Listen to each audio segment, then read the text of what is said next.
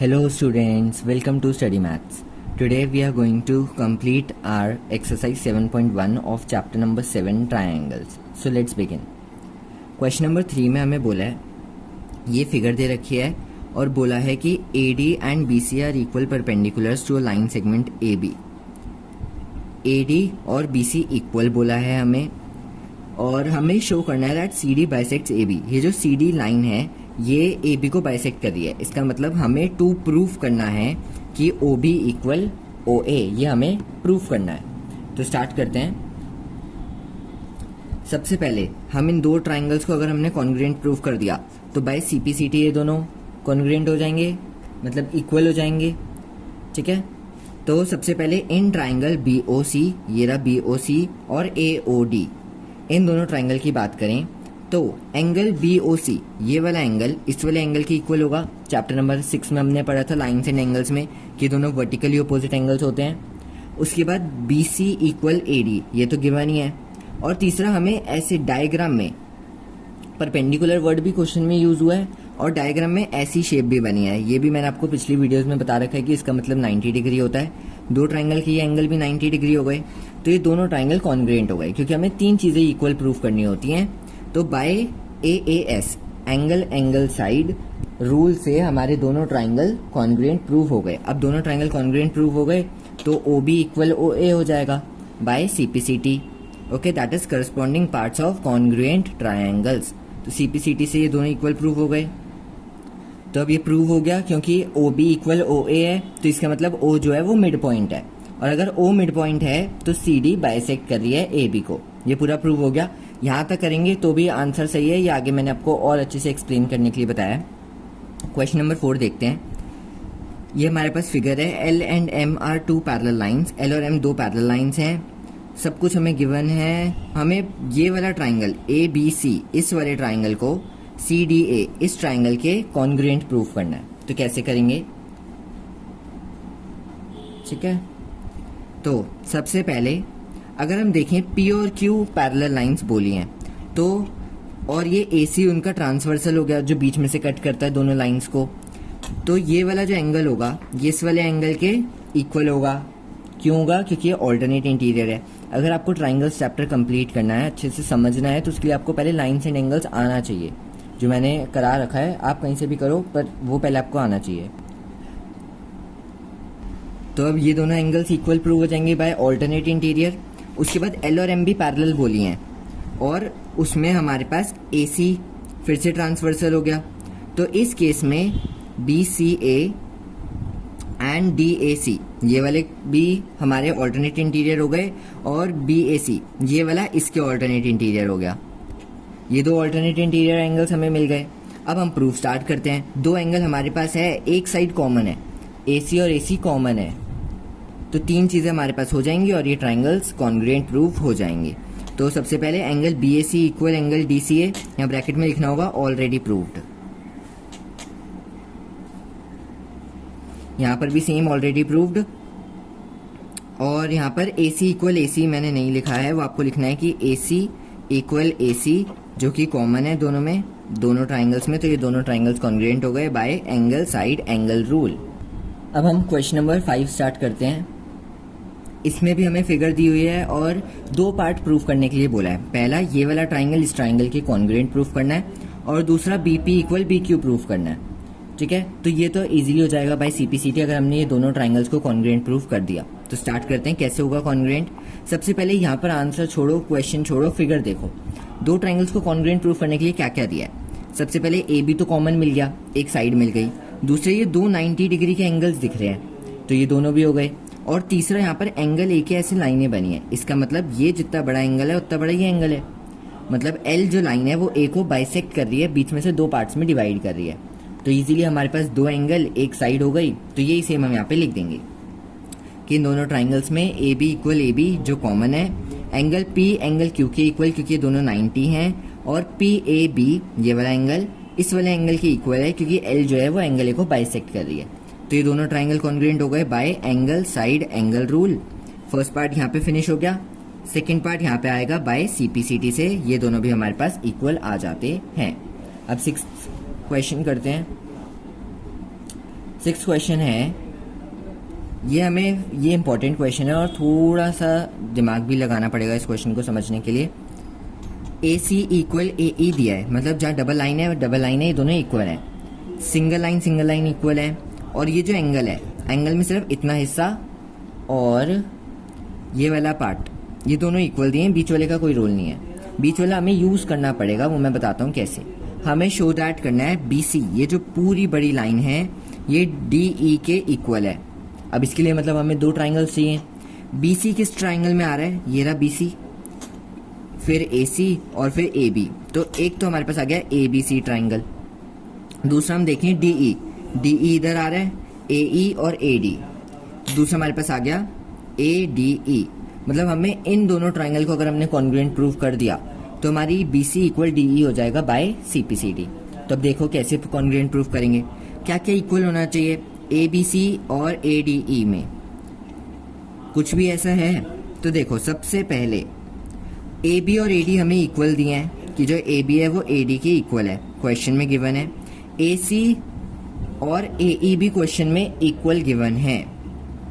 यहाँ पर आप देख सकते हो ए सी पे डबल लाइन, ए ई पे डबल लाइन, तो ये दोनों भी क्वेश्चन में इक्वल गिवन है। तीसरी चीज हमें ढूंढनी है, और हमें ये एंगल थोड़ा सा दे रखा है, थोड़ा सा ही दे रखा है, तो पूरे को हम यूज नहीं कर सकते। इसका मतलब जैसे यहाँ पर बोला है ये वाला एंगल, ये तो इस ट्राइंगल में आ रहा है ए बी डी में, हम बात कर रहे हैं ए बी सी, तो हमें इस एंगल को बढ़ाना पड़ेगा, एक्सटेंड करना पड़ेगा।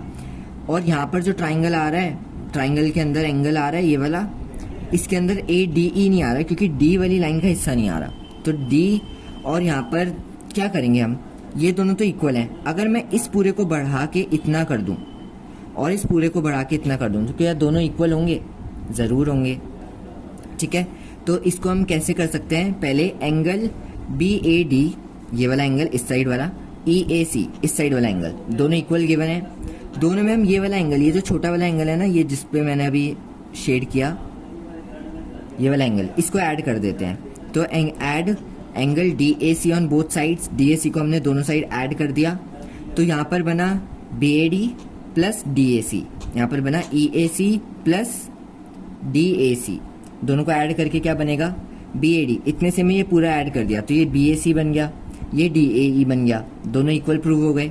अब ट्राइंगल्स की बात करते हैं। ये 2 चीज़ें हमें गिवन थी जो मैंने अभी आपको बताई, ये हमने ऑलरेडी प्रूव कर दिया अभी ऊपर।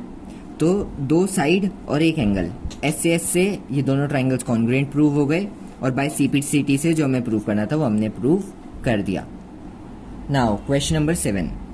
क्वेश्चन नंबर 7 में हमें फिगर दे रखी है, 2 चीज़ें प्रूव करनी है। पहला डी ए पी, ये पूरा एक ट्राइंगल ई बी पी, इस पूरे ट्राइंगल के कॉन्ग्रुएंट प्रूव करना है। और दूसरा A D equal B E prove करना है।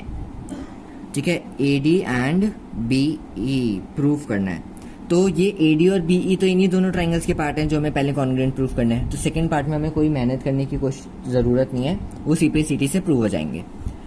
मेन है हमें इन ट्राइंगल्स को कॉन्ग्रुएंट कैसे करना है वो देखना पड़ेगा। तो देखो सबसे पहले हमें यहाँ पर सिंगल लाइन, तो मतलब एंगल ए जो है वो एंगल बी के गिवन दिया है। दूसरा यहाँ डबल लाइन, ये दोनों भी इक्वल है, लेकिन ये जो डबल लाइन है ये किस ट्राइंगल में आ रही है? इस छोटे वाले में। इस छोटे वाले का तो हमें कोई काम ही नहीं है ना, इस छोटे वाले का काम है, हमें तो बड़ा ट्राइंगल बोला है। बड़ा कौन सा है यहाँ पे? डी ए पी, ये पूरा। तो अब हम डी ए पी की बात करें तो यहाँ ये पूरा एंगल आ रहा है जैसे हमने पिछले क्वेश्चन में देखा था। और कौन सा ये ई बी पी, इसकी बात करें तो यहाँ पर भी ये पूरा एंगल आ रहा है। तो अब सेम हम करेंगे, इस छोटे एंगल में इसको ऐड कर देंगे और इस छोटे में भी इसको ऐड कर देंगे। ये चीज़ ऐड करनी है हमें दोनों एंगल्स में, वो मैंने यहाँ करके बताया।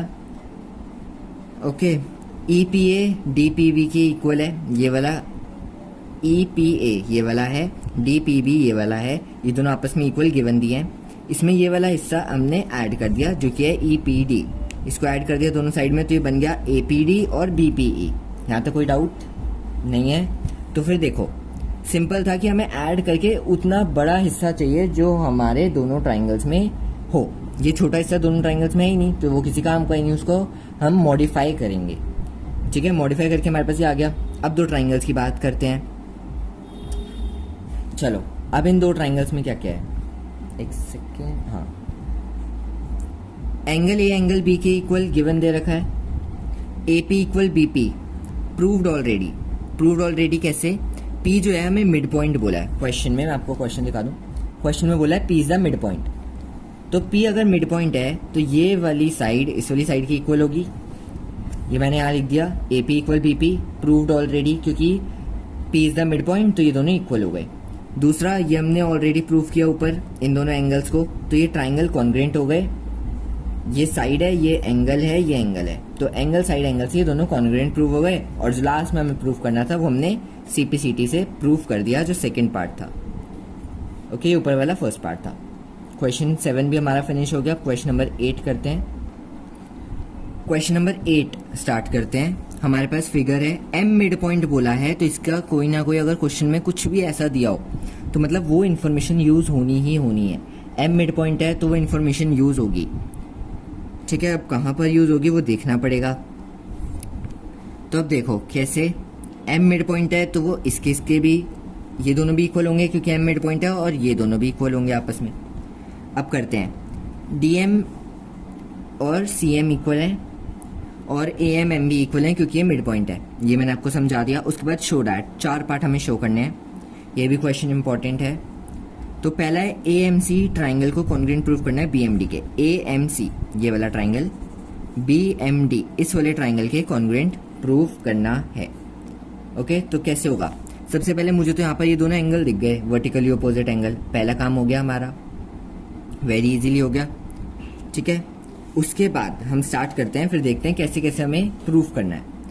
इन triangle A M C and triangle B M D, C M D M equal है, ये दो लाइनें हमें इक्वल दिखी, ये दो लाइनें हमें इक्वल दिखी, दोनों ट्राइंगल्स में 2 साइड आ गई, एक एंगल आ गया, तो एस ए एस रूल से ये ट्राइंगल कॉन्ग्रुएंट हो गया और खत्म, ये ट्राइंगल कॉन्ग्रुएंट हो गया, पहला पार्ट खत्म हो गया। सेकंड पार्ट में हमें बोला है कि एंगल डीबीसी एक राइट एंगल है, ये हमें गिवन बोला है, ये हमें प्रूव करना है कि ये राइट एंगल है।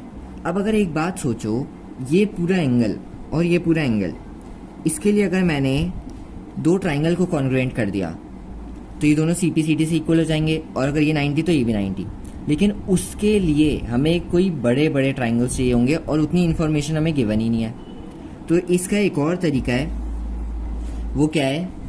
देखो, जैसे देखो ये दोनों पैरेलल लाइंस, ठीक है, और ये बीच में से उसका ट्रांसवर्सल जो बीच में से कट कर रहा है, और यहाँ एंगल ऐसे बन रहे हैं, मतलब ये 2 पैरेलल लाइंस बनाई, ये एक ट्रांसवर्सल आया, तो दोनों सेम साइड पे जो एंगल है इंटीरियर पे, ये हमने पिछले चैप्टर में पढ़ा था, ये कौन से होते हैं? ये होते हैं को इंटीरियर एंगल्स, और को इंटीरियर एंगल्स का सम होता है 180 डिग्री।